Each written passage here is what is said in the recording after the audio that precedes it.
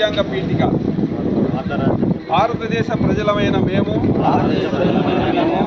భారతదేశాన్ని సర్వసత్తాక సామ్యవాద లౌకిక ప్రజాస్వామ్య గణతంత్ర రాజ్యంగా నిర్మించుకోవడానికి పౌరులందరికీ సాంఘిక ఆర్థిక రాజకీయ న్యాయాన్ని ఆలోచన భావ ప్రకటన విశ్వాసం నమ్మకం ఆరాధనల్లో స్వాతంత్ర్యాన్ని హోదాల్లోనూ అవకాశాల్లోనూ సమానత్వాన్ని చేకూర్చడానికి మరియు వారందరిలో వ్యక్తి గౌరవాన్ని జాతీయ ఐక్యతను మరియు సమగ్రతను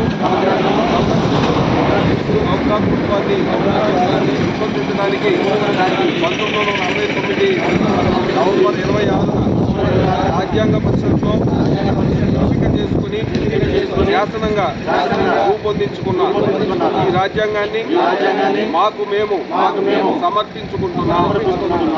జై హింద్.